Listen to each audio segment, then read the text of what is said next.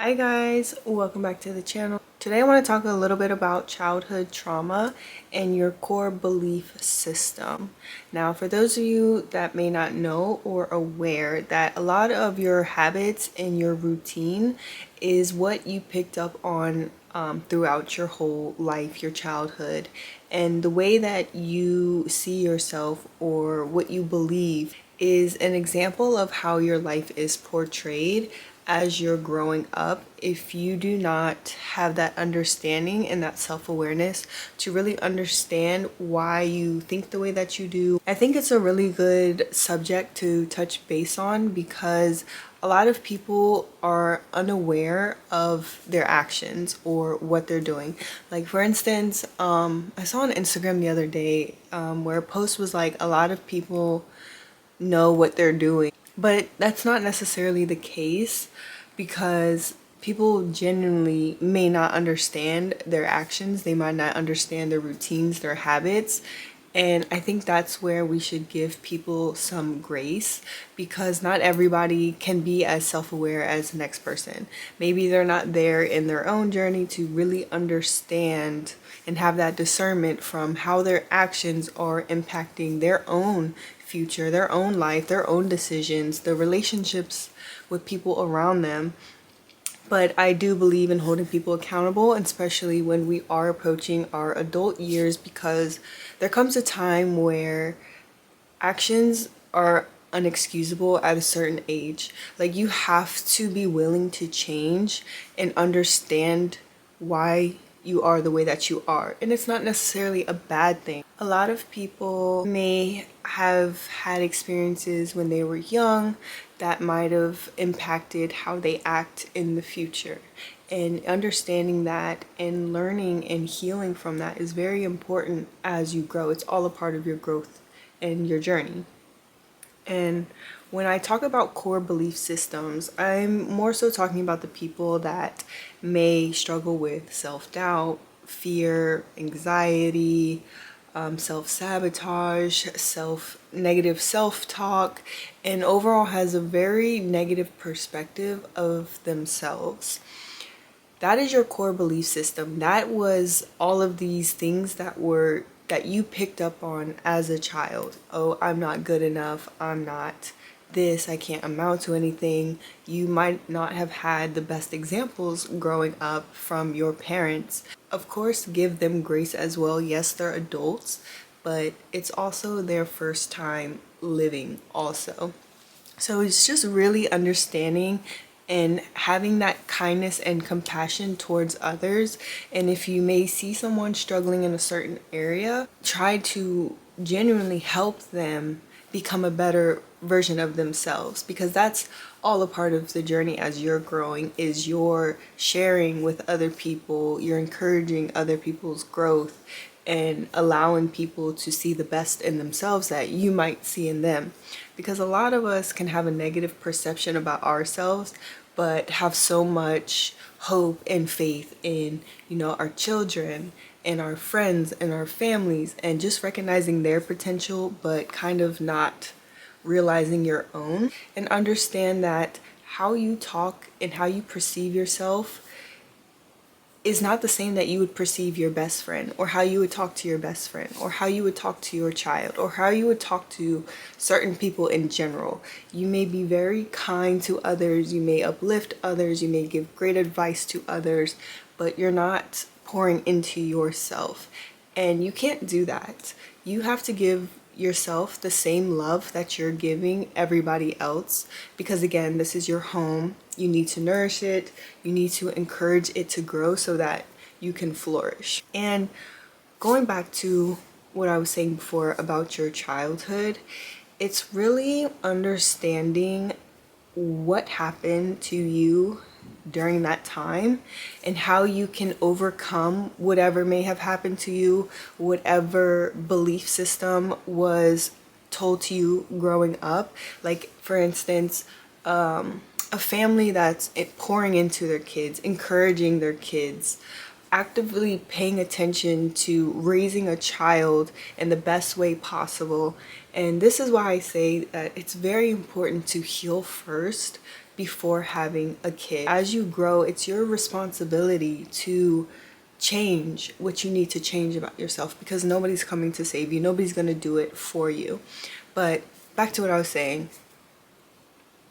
Heal before having kids so that when you do have kids, you're able to pour into them. You're able to understand how to uplift and encourage this person to grow so that they then can be the best version of themselves. There's a lot of people out here having kids unhealed, and what people may believe is that they're giving their kids the best, but the best is more than keeping a roof over their head, food in their stomachs, clothes on their backs. It's pouring into them. It's really instilling a belief system in this little person so that they again can be the best version of themselves as they grow. If you don't have that for yourself, if you don't have that understanding for yourself, how can you give it to other people?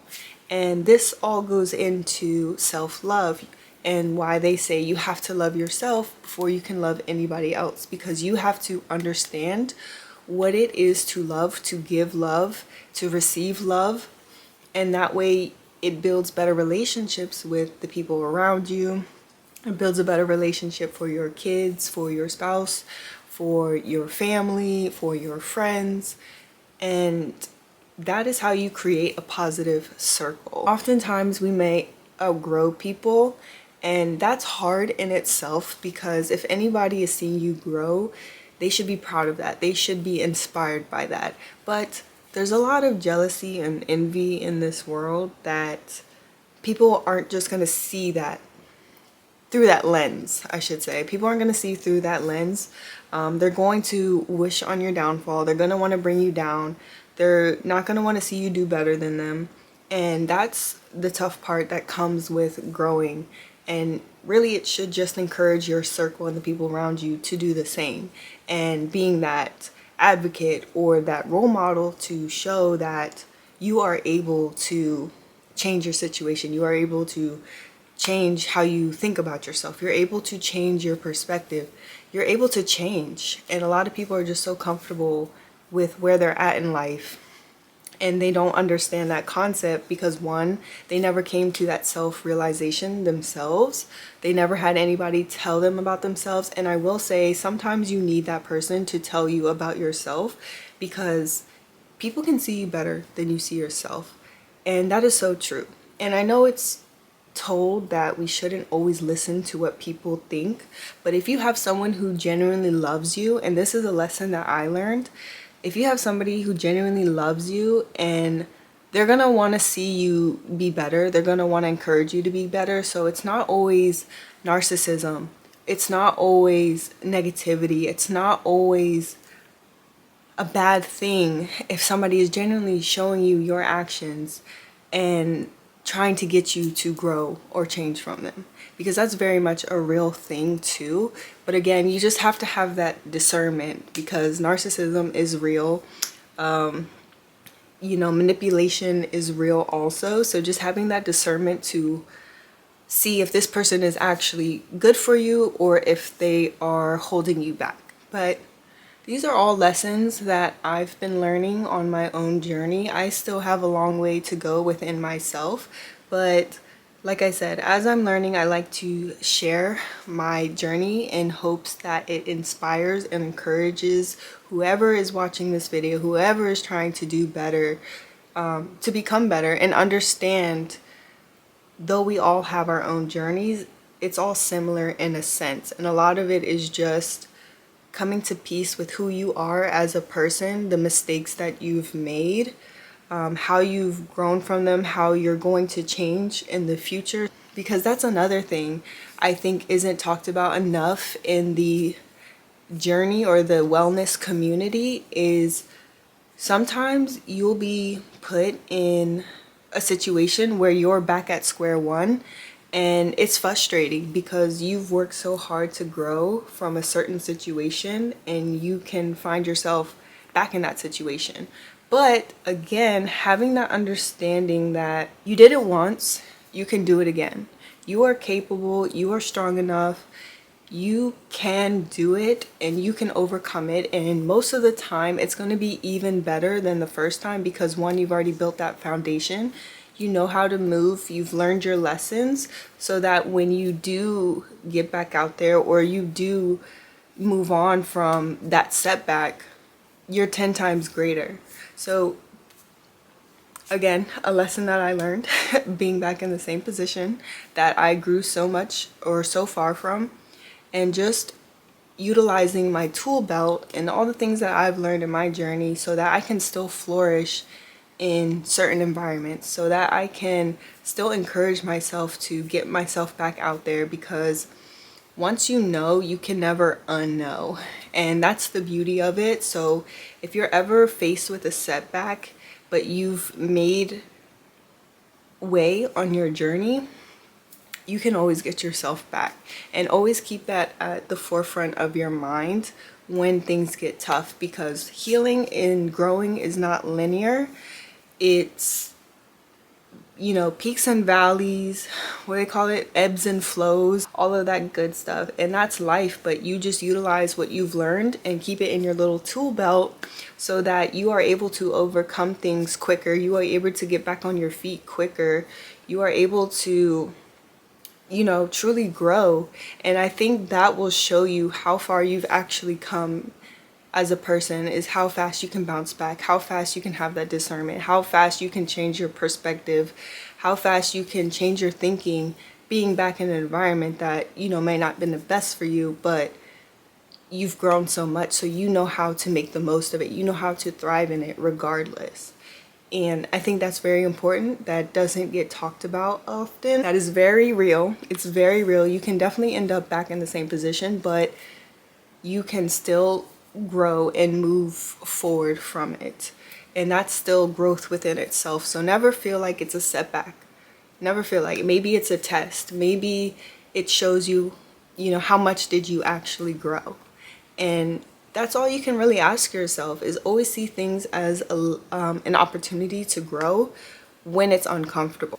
Perfect example, I went to the gym today, and my thing and why I think it's been hard for me to stay consistent in the gym is because of the discomfort that I face during these workouts. So today I did 32 minutes on the Stairmaster. I did my full leg workout, and let me tell you, split squats, I hate them.